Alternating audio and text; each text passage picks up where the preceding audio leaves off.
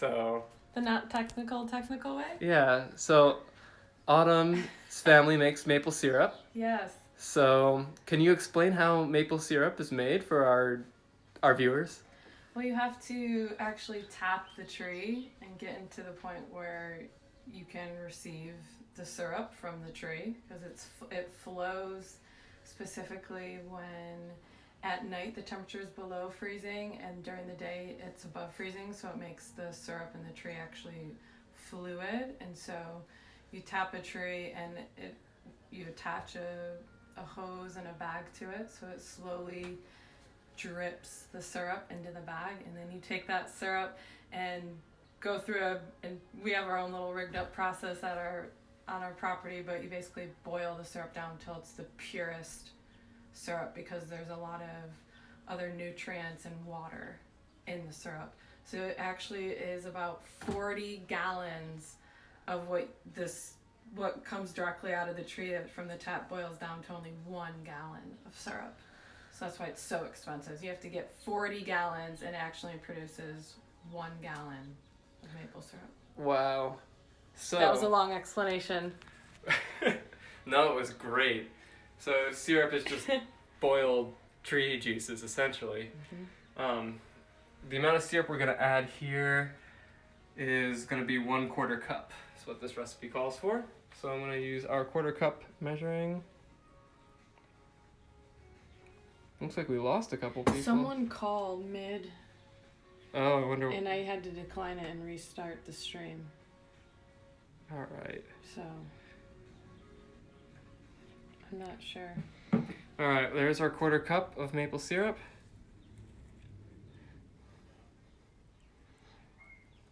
Somebody was able to stay in though.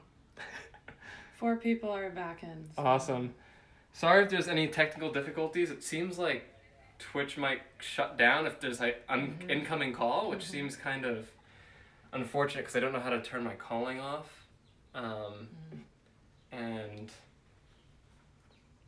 But I need Wi-Fi to do that. I don't know. For those of you that missed, Autumn just explained how maple syrup is essentially tree juices. When the tree freezes and thaws out, it makes syrup within the tree flow, or I guess fluid in the tree flow. And then when you tap that, the fluid is able to come out, and you boil that liquid down, way down, and it's how many gallons make a tablespoon or something? 40 gallons boil down to 1 gallon of maple syrup. 40 gallons of tree juices boil down to 1 gallon of maple syrup. So maple syrup's pretty natural. There's no other like refinement or processing other than that, which is nice. You can also make other fruit syrups. Oh yeah, if you missed it, again, I forgot. It was a 1/4 cup of maple syrup that we added to the mixture. So far we have in there coconut oil, coconut shreds, oats, maple syrup, and our last touch is going to be some vanilla extract. It smells so good. If you just sniff it, like if you just open a bottle, just smell it, if you do not like vanilla, don't do this because it might make you not feel good if you're not a vanilla person. But then you probably won't like these. We're just gonna do a 1/4 teaspoon to start off. And it's good, I know I've been kind of measuring and pouring over this, which isn't always good. I don't recommend you do that. The smart thing to do would be to go over to your sink so you minimize spillage potential. Look at that, just a 1/4 teaspoon of that. Gotta be careful and just put it anywhere in there. And that might not seem like a lot. So if you want more, you can add another 1/4 teaspoon at a time to make this taste more vanilla-y. That's the proper term. Believe it or not, we're almost done. The hard part is done for all of you, unless you don't have the blender or the food processor, then it's just about to begin. we're gonna put our lid on the food processor. We're gonna make sure this piece is in. I'm trying to think if there's any other prep that people should be aware of. It's gonna be loud, so if you have sensitive ears, now would be a good time to get earmuffs or ear coverings. But it's not that loud. So I'm just gonna turn it on, and we're gonna let it go probably for about 30 seconds to a minute. So try and time it with me if you can. That way I don't turn it off, start talking, and you're like, wait, I'm not ready. I'll try and, well, you're in control of your food processor, so you can just turn it off when it's time. So.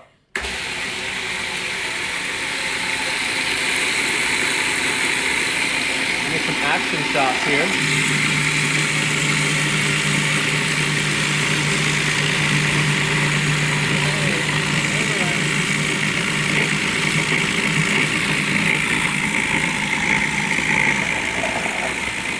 All right, so pause, everybody.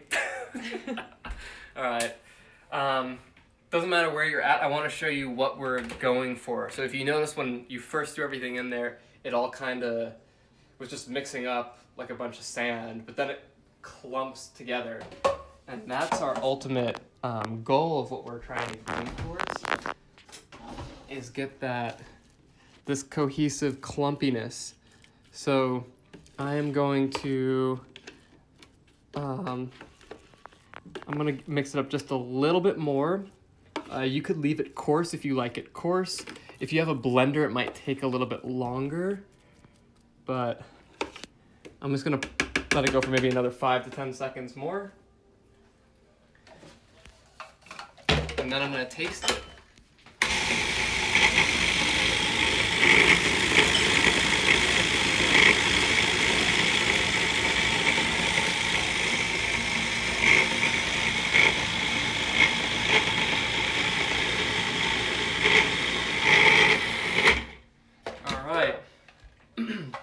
Now I'm going to taste.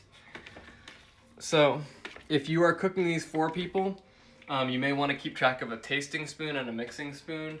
I'm just making these for Autumn and I. Although Pig's out there, maybe he wants one. That's our neighbor, Pig. I'll use a separate spoon just in case Pig wants some, because we'll probably go offer some to Pig later. And that is his name. That's how he introduces himself. We're not like... Alright, so now is the taste test moment.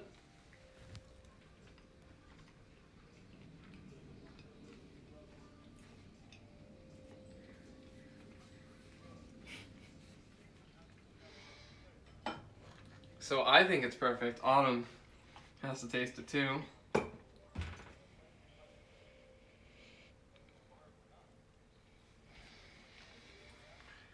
What do you think, Autumn?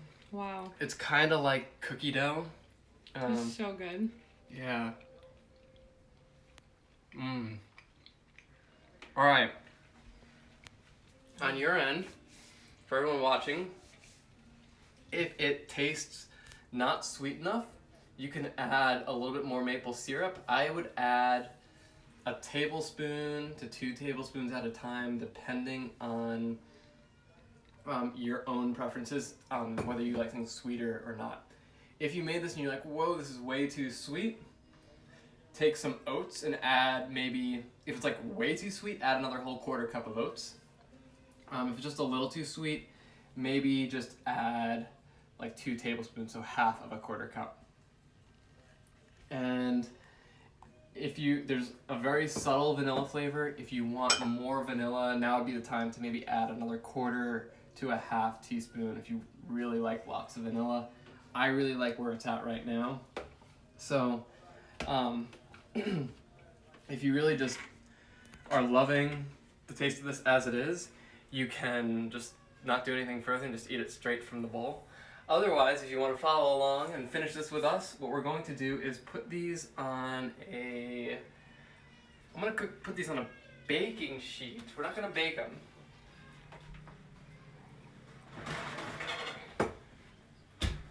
and we are just going to make little shapes. So now is a good time, if you're artistic, to let your artistic side come out and show. For those of you that aren't artistic, I recommend the thick pancake method.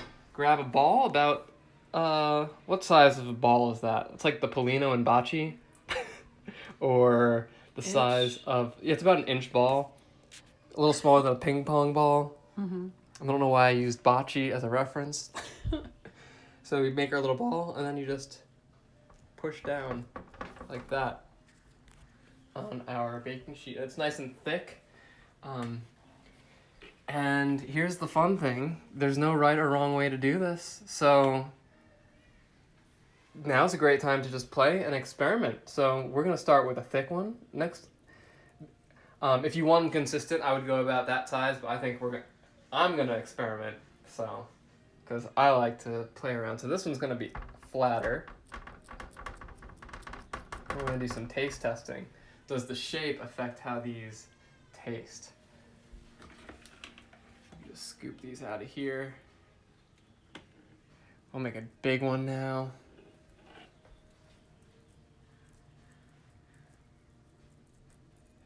Maybe I'll leave one. Maybe I'll just make this one a little mound. Coconut macaroon mound. So that one's got some girth to it, some depth.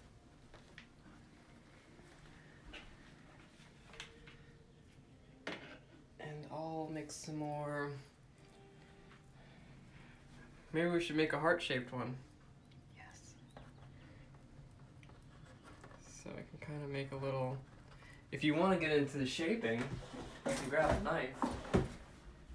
I don't know. I honestly don't know what to call these. I don't think they qualify as a macaroon because I think macaroons have some non-vegan ingredients. But they kind of remind me of a macaroon. They're kind of like safe cookie dough because there's no raw egg in these. There's a little heart. In the interest of time, I'm going to proceed with some shapes that aren't super creative. Because I could be here for a while just sculpting these macaroons. Your mom says I can't stop eating them. Well, that's good. Because you don't do this part then. Just eat it right out of the bowl. You can put it in a love mug. Just get a spoon in a love mug and you'll be set. But ultimately, this is going into the freezer. If you don't have a freezer that's as big as your baking sheet, now would be a good time to transfer these onto a plate maybe. Something that would fit into your freezer. A container or just something in the air? I like to do something in the air that's flat. It can be a container. If you have a container that's big enough for all these to lay flat independently, because we want these to freeze or get cold, but not stick together. So if a lot of containers would not allow us to make these all individually, you'd have to stack them on top, and then you risk them freezing and sticking together. By putting them on a baking sheet and letting them cool on a baking sheet individually first, it allows us to have these freeze in their own individual forms, and then we can transfer them to a container later, because these will need to be transferred to a container later so they don't get freezer burn. Not exposed to the air. And if you're going through and you're like, well, this didn't make very much, well, you have the recipe now, so you can make more. You've got all the ingredients, and you could tweak it. You can add some of your own ingredients. So if maybe you want to throw in some chocolate chips, some cocoa powder, or some nuts, and replace the oat flour with nuts, or like a nut butter. Maybe you want to throw in... What else could we throw in? Would fruit go with it? fruit could go with it. I don't. No specific fruit comes to mind with these, but so many fruits would work with this. Banana is good. Banana's very distracting fruit. I made a nice even 10. I should go for a 12. I don't know if I have enough. We're gonna go with 10 today.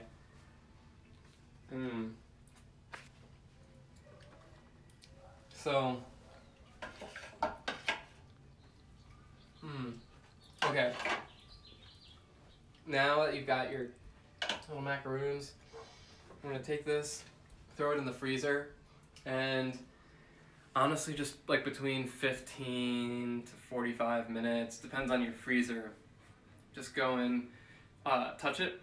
If it smushes down a little bit, it's still a little unfrozen. You want it to be kind of firm and like its own thing. You don't want it to be a mush. You can also do this in the fridge if you prefer. That would work fine too. The freezer's fast. And it's nice now that it's summertime to have a nice frozen treat.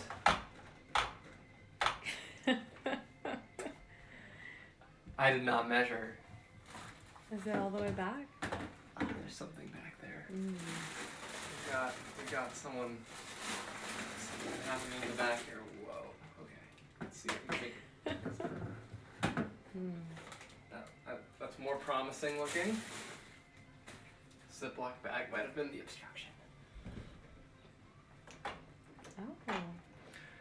Well, in that case, I'm gonna put this on a slant. We're gonna make a little ramp. Oh. Or, wait a minute. This is kind of like Tetris now. So, cooking is kind of like a game sometimes. If you're fast enough, you can. We're just trying to shut the freezer here, people. Oh, I know what's going on. Brock says they're delicious and he has them in the freezer. Perfect. So now you just wait 15, 20, 30, 45 minutes. Stressed. It's funny that I mentioned this even as a specific thing, but we got it done. Woo. Woo. So it's 6:30, which means that we need to eat dinner. So what you can do, if you are done and had enough ketchup for one day, you can take off. But we're going to cook our own little quick dinner, too, and we'll might as well keep going and doing this. And like I said, if you want to make more of those coconut macaroons, if that really tickled your fancy, you can make more and play with more ingredients. I'm gonna have to definitely do that at some point in the future. Maybe I'd throw in, would mint even go in there? Chocolate chips sound really good. Pistachio maybe.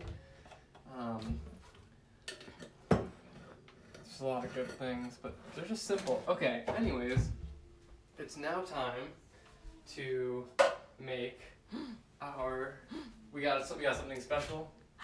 It's on here. I'm so excited. I'll unpick these out. Some specialty heart pasta. I'd never buy specialty pasta ever. They're so cool. I'm so excited. They are pretty cool. These are straight from Puglia. Cuori hearts.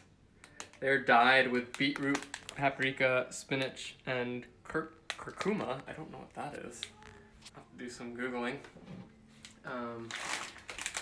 So we're gonna make a little pasta thing. And we're gonna make a nice sauce to go with it. If I can break into Fort Knox.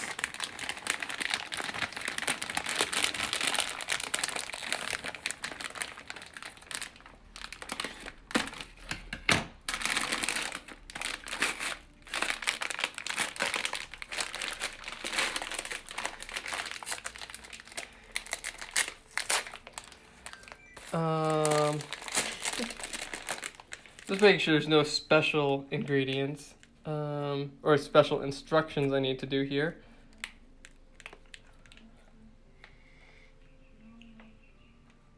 Doesn't look like it. So, even though people say to put pasta in boiling water, I always do cold water, and I'm sure people will be very upset by that, but I am going to do it anyway.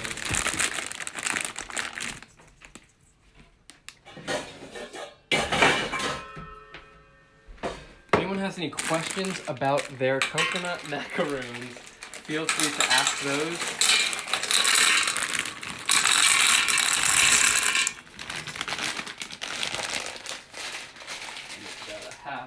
These guys, and we got, what do we have for our dinner?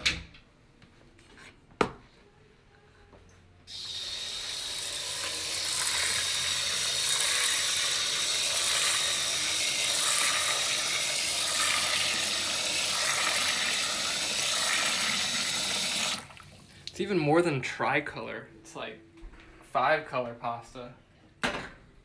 How exciting is that? I'm so excited. How exciting is that, everyone?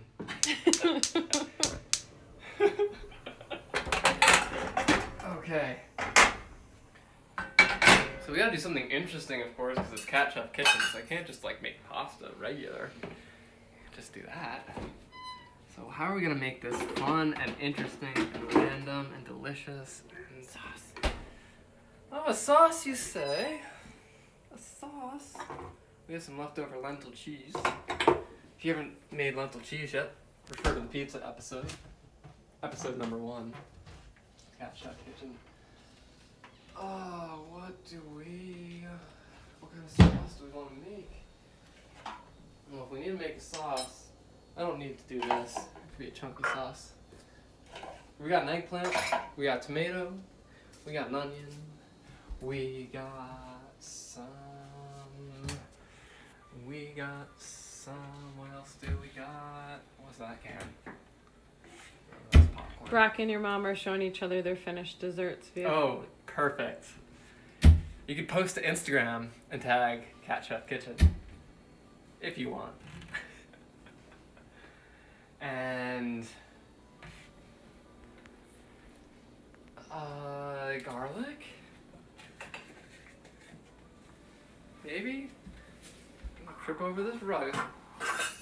Safety hazard in here. And then whoa!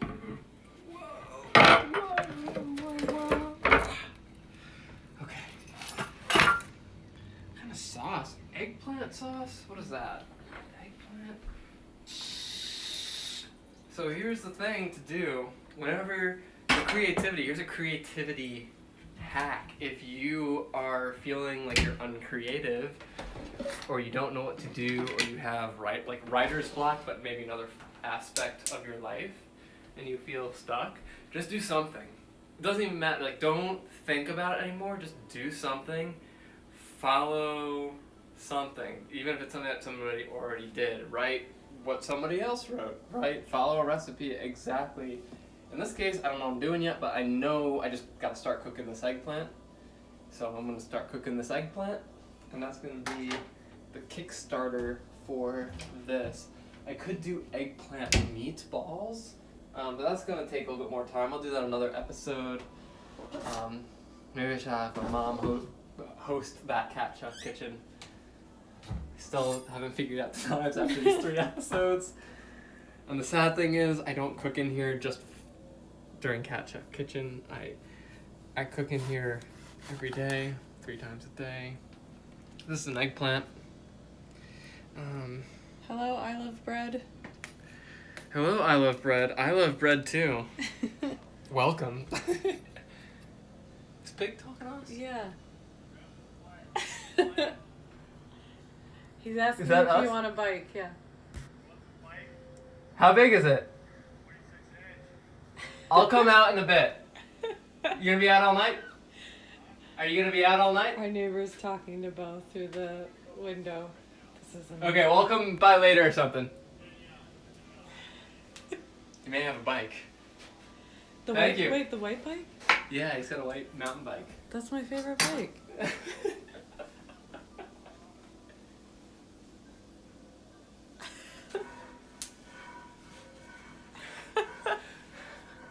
We do know our neighbor pig. So. Pig's the man. I love talking to neighbors through windows. Great. So you just cleaned out your cast iron pan, Bo? I did, yeah. Thank you for bringing that up, because that's a very not talked about thing in the cooking world, because all these professional chefs have these perfectly seasoned cast iron pans. I have a hard time with it, because I kind of abuse mine, but the way I cook out my cast iron pan, I rarely use soap and water. I just get it hot like a grill and then scrape it. If there's food stuck to the bottom of it, ideally there's not too much food and you can just wipe it out with a napkin because it's well seasoned. The way you season it is by heating it in an oven or on a stove with oil in it, and the oil will actually polymerize and make a like almost a plastic. You're actually like kind of making plastic from food oil, and that produces like a non-stick coating because you're heating it so hot. But sometimes the coating comes off, or if I just never seasoned it properly to begin with, because I don't actively season this and I put in stuff with a lot of water. If you put in stuff with a lot of water, it tends to make the pans stickier. Like beans always destroy my cast iron pans, and I have to like re-season them. So I'm sure I'm doing something wrong. But again, I kind of do the bare minimum with certain things. I just like to have fun, and I don't always do things properly and maintain them maybe as well as I should. As long as there's not like a significant negative result. This knife will need to be sharpened very soon, I'm discovering. So we got our eggplant. Eggplant is lovely. How do you choose a good eggplant? Autumn's got a great picture of a good eggplant. How do I choose a good eggplant? I just look for like a good exterior, not mushy, kind of firm. I'll have to look into that more and get back to you though, because I honestly don't know. My method of choosing a good eggplant is pretty superficial and based on how I choose other foods. Like I don't want it too soft. I want it to be kind of heavy. Those are things that seem pretty consistent for choosing fruits and vegetables. And eggplant is fun. It's a very meaty vegetable. I should look into if it contains a lot of amino acids or glutamates that add to savoriness, because it definitely, whenever I have this, it makes me feel like I'm eating something meaty. Mm-hmm. Especially more so than like green squash, which I do not like. It's one of the few vegetables that I have a hard time with. Zucchini, especially yellow zucchini. Unless it's done in a fritter or baked into a bread. But just like straight up grilled, it's hard for me to enjoy. Whoa! We're good. Just dropping knives. Got a little clustered here on the table. This is on. And we need olive oil. We'll start with the eggplant.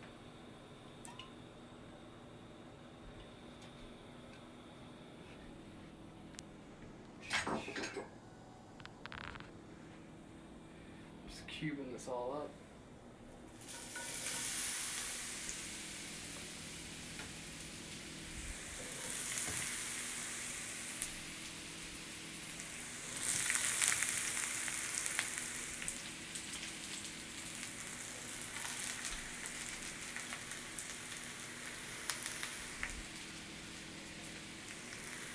eggplant.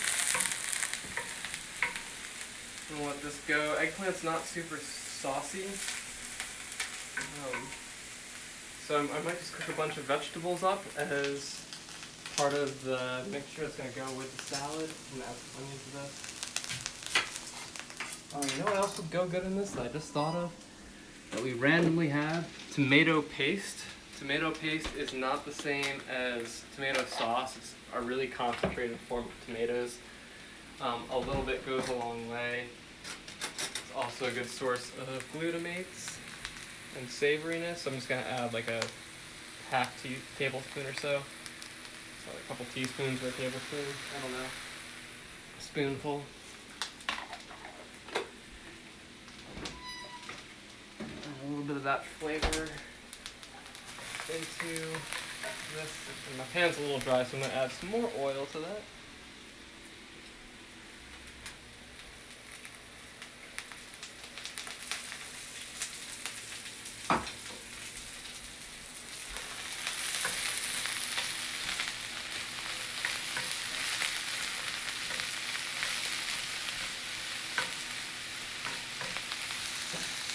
And I'm going to add the onions to this. Some eggplant and onions are going to be our primary veg.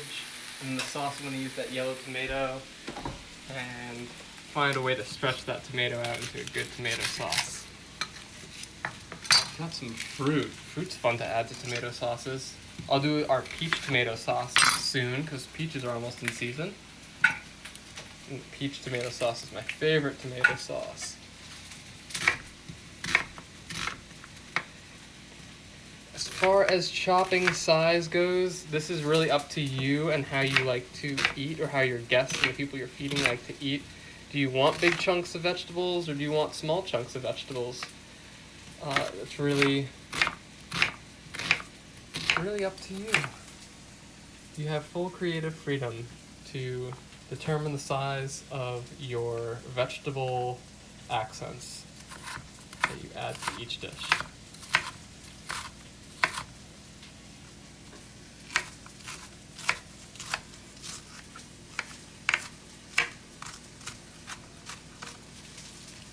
You like it oniony?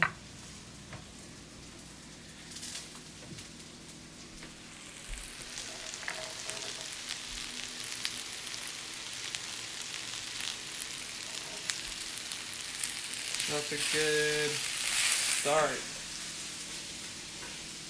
That other onion, I'm gonna come back. I'm not finished with that onion yet.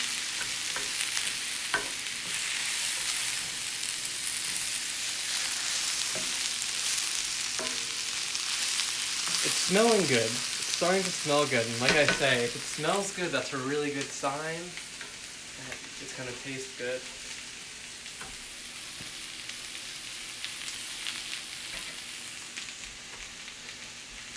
Our tomato sauce, I'm gonna do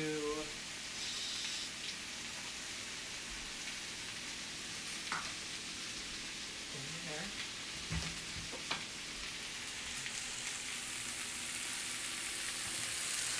Olive oil.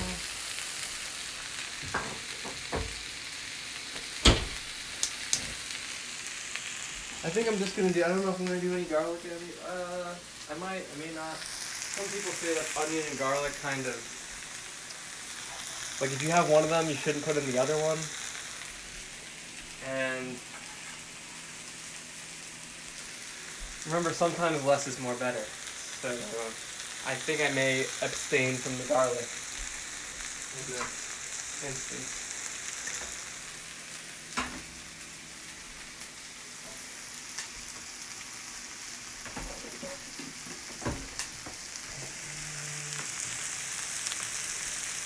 I'm going to keep stirring this pasta up.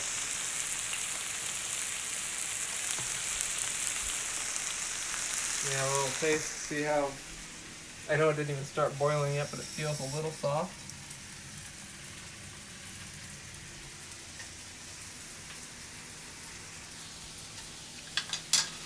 Definitely not done yet, but it's good.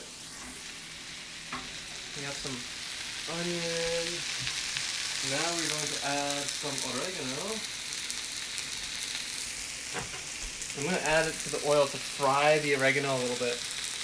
gonna kind of add a little bit more interesting flavor if we fry the oregano beforehand. After interesting, good. If you can make food that's both interesting and good, I think that's fantastic.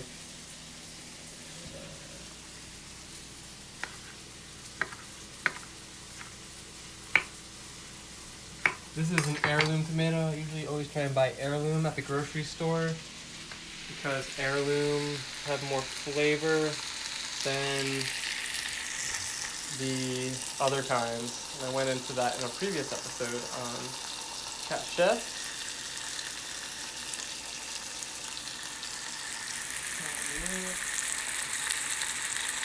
Brock asked if we cook like this every night. Yeah, we do. Would you say so, Autumn? Mm-hmm. Yeah, we do. Sometimes there's more leftovers incorporated. So like one of these things, so I also have to make our protein still. And I have a fun idea. I'm gonna add some apple to this tomato sauce.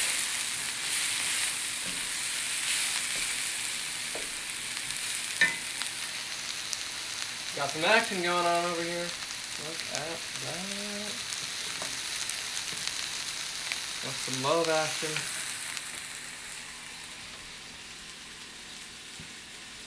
This might be interesting. An apple in our tomato sauce. I like it. I like where this is going. Fruit's always a really nice addition. And green apple is just like a really fun thing to add. It goes with so many things. Green has a little bit of tart, which the other apples don't have, of course. Let's just take a little taste of it. Mm-hmm. You want some? Uh-oh.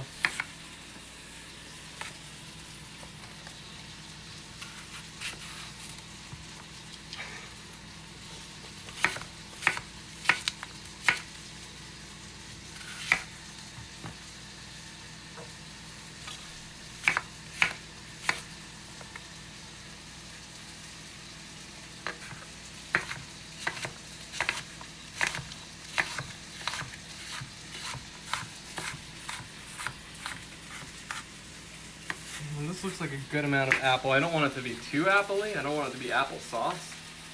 So, I know I only have one tomato and some onions in there. So, you might be thinking this is weird, but tomato's a fruit. Apple's a fruit. Seems like they can work together. I haven't done this before with apple. I've done pear. I mean, not pear. Maybe I have done pear. I've done peach. Another pea fruit. No, something is going a little bit.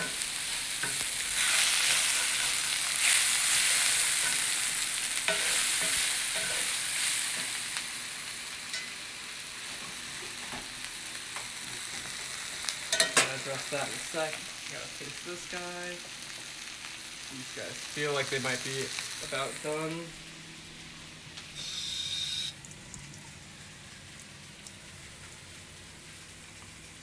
Mm-hmm. No, they're perfect.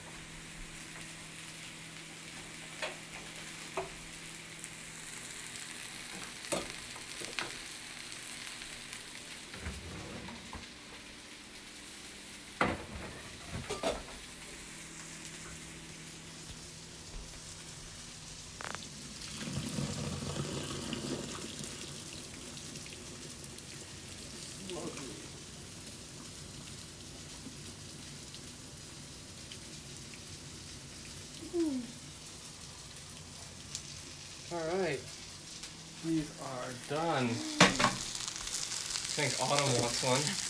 She's so excited. I'm so excited. Let me get you a clean serving thing and cool it off for you. Which color would you like? Pink? Mm-hmm. Is it pink? It's orange? Close enough to pink.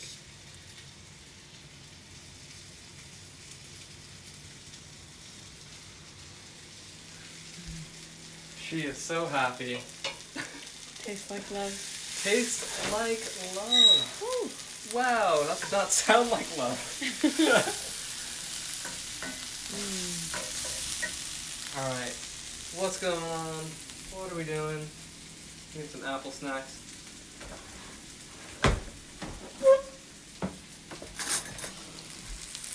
Alright, let's check this out.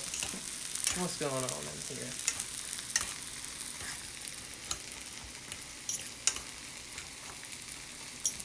I may end up using the food processor to smooth this out, I think, at some point. Before we do that,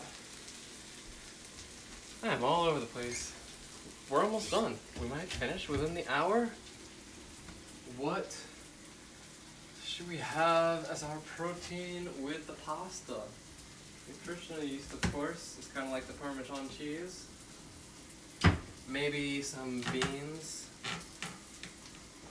Maybe, that's probably the easiest thing. I'm feeling easy. Should I make a cheese? Should I make a bean cheese? A vegan bean cheese? To go with this? Sure. Yeah? You don't have to. You can be easy.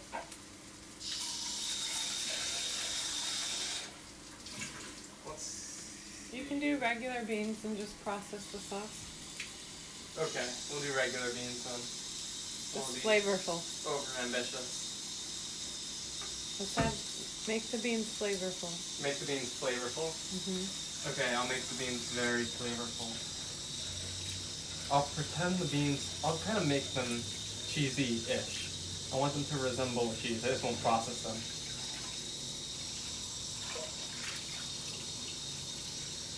So this is our little intermission period. While we address all this. Sometimes I don't clean the food processor in between things. I mean, I'm not talking about like days apart, but like if I'm processing a couple similar things, like it would seem silly to kind of wash it and then like do more of the same thing or something that's going to be mixed together with it. But it is probably best to clean it out after every use so you don't get residual flavor or colors or things like that. But if you make your light thing first and your dark thing second, you don't have to worry about the color issue as much.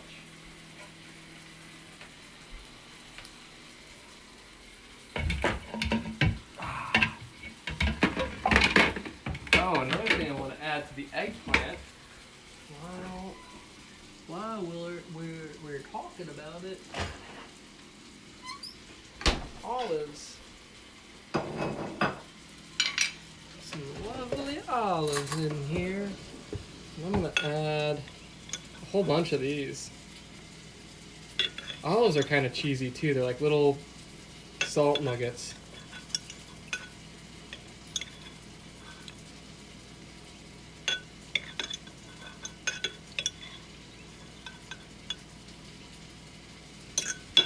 So I'm adding 1, 2, 3, 4, 5, 6, 7, 8, 9, 10, somewhere between 15 and 20 olives. So of course we chop these guys up. Love green olives. There's all different types of olives. There's Kalamata, which are like the purple ones. There's green. There's black. Do you know of any health benefits of olives? I should look that up. I do know olive oil is great for your skin. And I can't help but think there's a lot because, again, when we're talking about Mediterranean foods, it seems like something that, if it's something that's part of the Mediterranean diet, it seems like it must be decently healthy. But I guess cheese is part of the Mediterranean diet, and that's not super great. I just add this to our eggplant. We gotta add some oregano and salt to that. See how that's doing.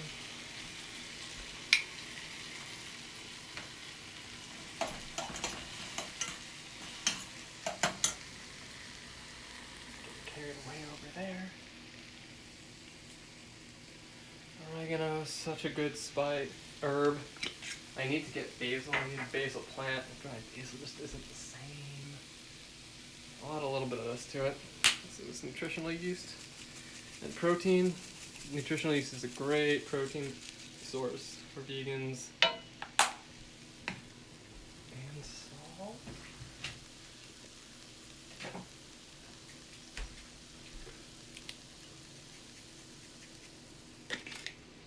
We're just gonna mix this all up.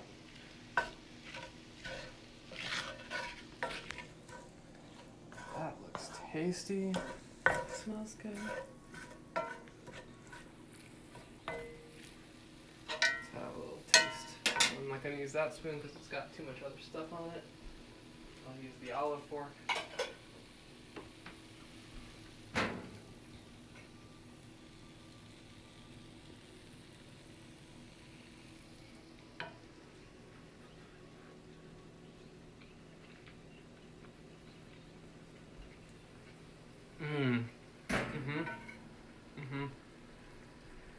It's very hot.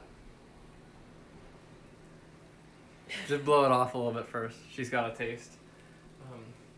For support. Alright, I'm gonna turn that sauce off. She's making a face like it's delicious. It's really good. She likes it. Yeah. Wow. She likes it. What else? Beans. Flavorful beans, not just any beans. Flavorful beans. We're almost done. Gonna make a little trade there. Okay, musical pans. I said beans tend to ruin my cast iron non-stick coating, so I prefer not to use the cast iron for that. I don't see a real benefit to doing that. Oh, as far as olives are very salty, so just be mindful of their saltiness. If you're on a low salt diet, they may not be the best things to eat. I don't think all olives are like pickled though. You know, they always come in a jar. I haven't seen a fresh olive. I would love to like pick an olive off a tree and try it if I could. We gotta look into that. Why are there no fresh olives? Are there fresh olives? Are black olives fresh olives? I don't know. I don't know that I'm not an olive expert. I need to up my olive knowledge. An olivologist. Alright. More olive oil. We got olives, olive oil. We got coconuts and coconut oil. We got lots going on here. There's that sizzle. So I want these beans to be a little cheesy, so I'm going to add some of those cheese ingredients that I add to my cheese. So it's going to be garlic powder.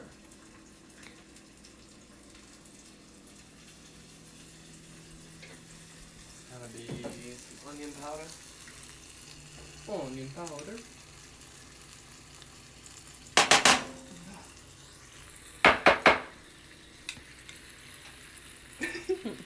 Maybe no onion powder.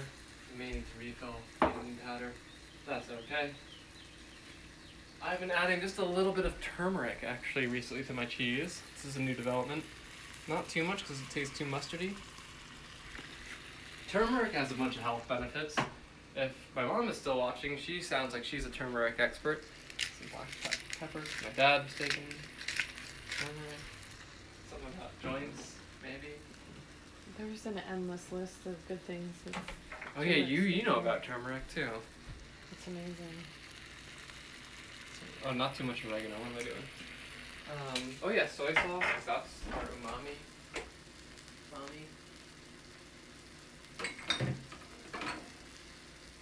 Yeah, I could add some of that.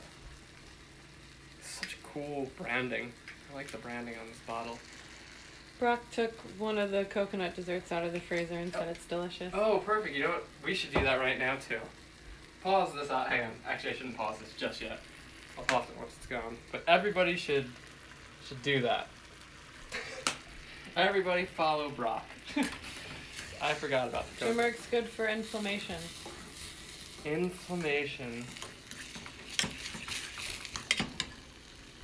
Add a little bit of vinegar for some tang. Do you remember tang? Drink. Tang? Tang, the drink with the orangutans. Yes. It's kind of like in a Capri Sun Definitely, I remember. thing. Old tang. Good old. Tang and Capri Sun. Space drinks.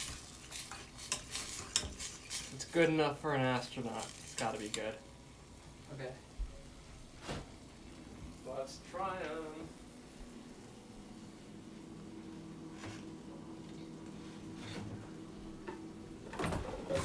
You may need a spatula.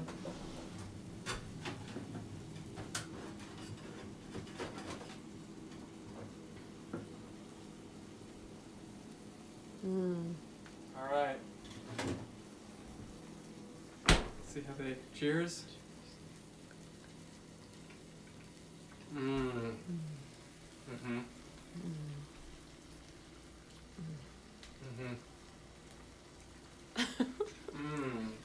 Look at that. I mean, it looks so boring actually, but it's so delicious. So good. It's like cookie dough and ice cream combined into one thing.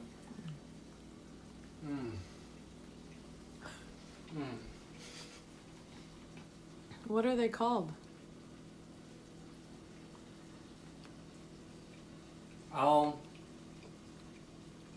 If they're not macaroons, I have to come up with a name.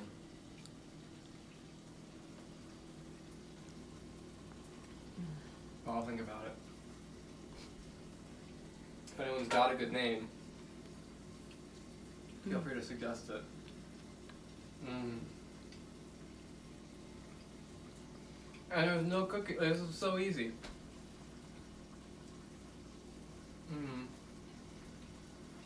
I want to like dip these in like something too, like maybe a little bit of chocolate. They're addictive, Brock says. Good.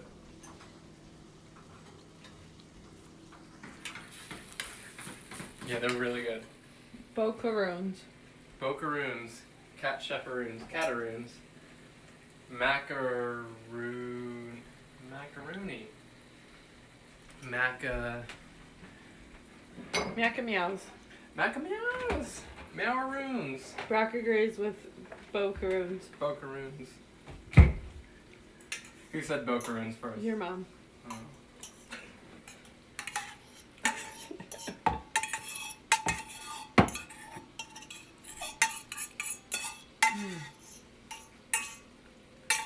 I hope everyone actually does like them and they're not just being nice. I think they're really good. Autumn seems to think they're really good. She's also very nice though. I think everyone agrees that the dessert is delicious, yes? That's what all the words. It's the word on the street. Yeah, that's the word. The word on Twitch. Mm-hmm. Oh, is there a word that rhymes with Twitch? Stitch on Twitch?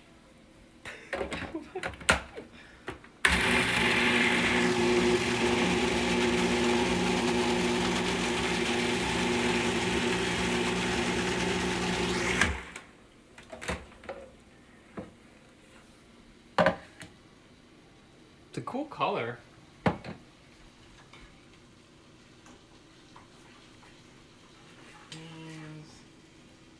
Being all beanie over here. Got our. What's going on in here? Your mom says yes, they're delicious. Good. My mom's probably the least likely to. No, she told me my almond milk. One time I fed her almond milk that was really bad. She told me that was bad.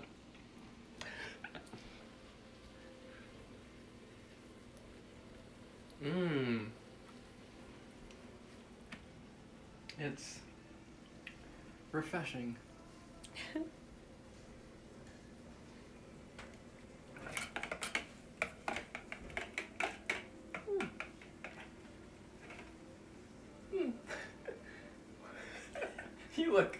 You look kind of like you don't know what to think of it. What's it need? No, it's unique. I'm just processing it after the dessert. Yeah, it's a tough thing to follow up. You might need a little bit more salt. Maybe some olives.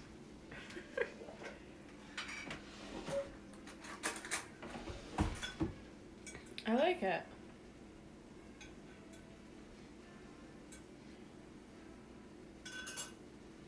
All right.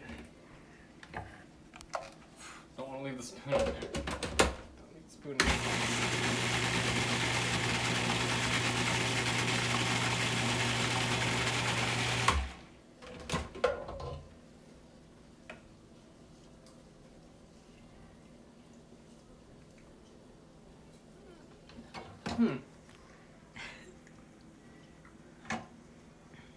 It is good. It's kind of just like, yeah, just like a little tasty little yellow sauce. Sauce of gold. All right, we're ready to plate, I believe. So.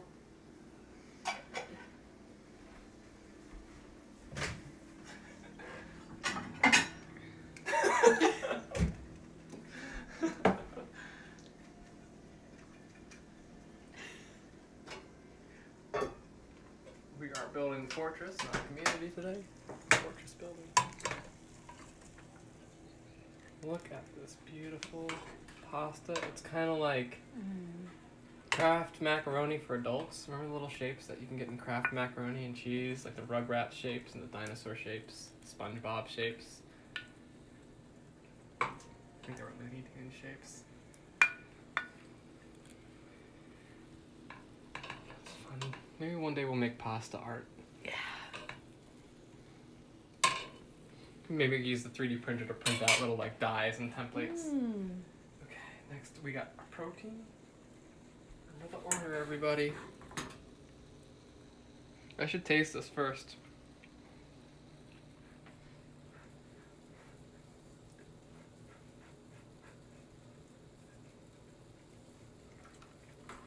Mm-hmm.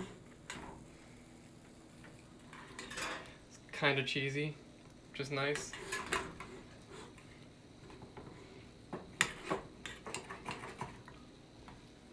This is a two-hand operation. I tried to be one-handed, but we want to scrape that really good stuff off the bottom there of the pan. That's where the complex browning reactions took place. And that stuff's the real good stuff. That's why people deglaze a pan, if you ever heard that term. They're deglazing and getting all the little brown crispies off and dispersing it back into the dish. Because all those brown things are actually like really good. But anyways, I digress to the eggplant. I don't know how many times that's been said before. I digress to the eggplant. Alright, just look at that. It's kind of like caponata a little bit. I love a good eggplant.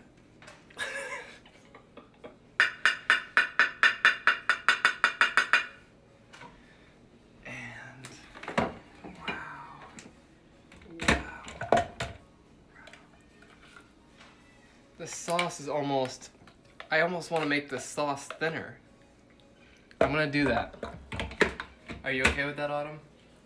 So how do we thin off? I always want thicker sauce, but this sauce is just too thin. So I'm gonna add a little bit of vinegar and maybe some water. But I'm gonna start with vinegar. I'm gonna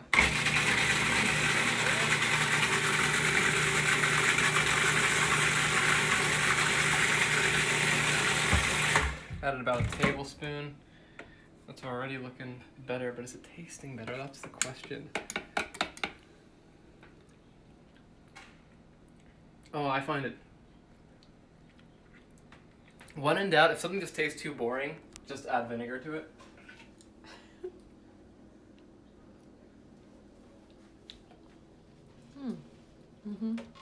It's better. It's better?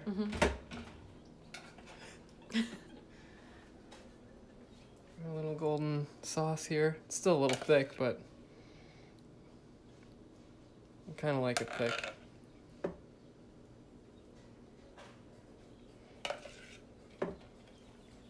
I guess it's not that appealing when it's this thick and chunky in this color. It's maybe not the best combination of hue and viscosity, but flavor-wise, it's pretty satisfactory and good. There it is. That's our dinner for the evening. Let me just sprinkle a little nutritional yeast on top.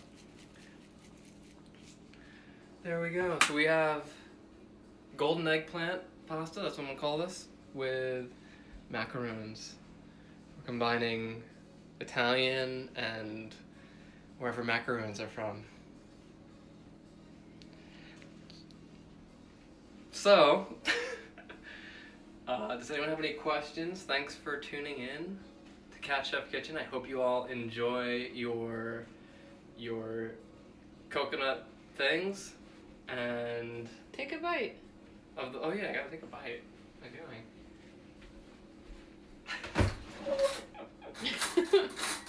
I doing? I apologize for interrupting you. No, I forgot. This is very important, actually. Wow, it's beautiful. I almost don't want to take a bite. Oh, I want to get a bite of everything now. Come on. Okay, there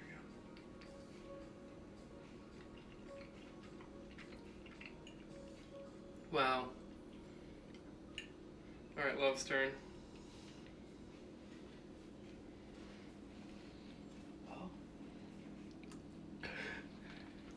Wow. Mmm. Mhm. Mmm. Mhm.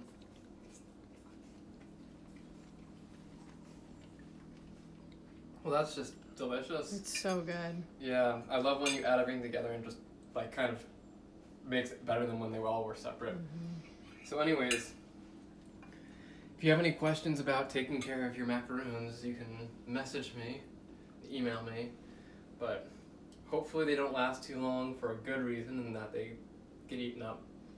And I encourage you to keep experimenting with that recipe. Use something else for the oats. The oats are just kind of like bulk, so you can throw in any other sort of flour or ground anything that doesn't have too much water content, something like dry and not too watery. If you haven't signed up for the Cat Chef Kitchen email list, go to catchefkitchen.com. Cat, C-A-T, kitchen. Oh, cat, C-A-T, chef, kitchen.com, all one word. And that's where I will send updates for cook-alongs like this evening's, and share links to recipes and other things that we do.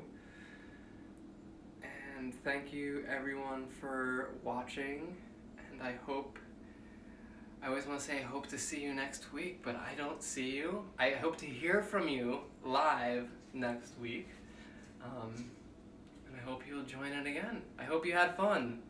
I hope you had fun making coconut macaroon things. Bocaroons. Buccaneer. Kind of sounds like Bocaroon Buccaneer. Alright everyone, thanks and have a great evening.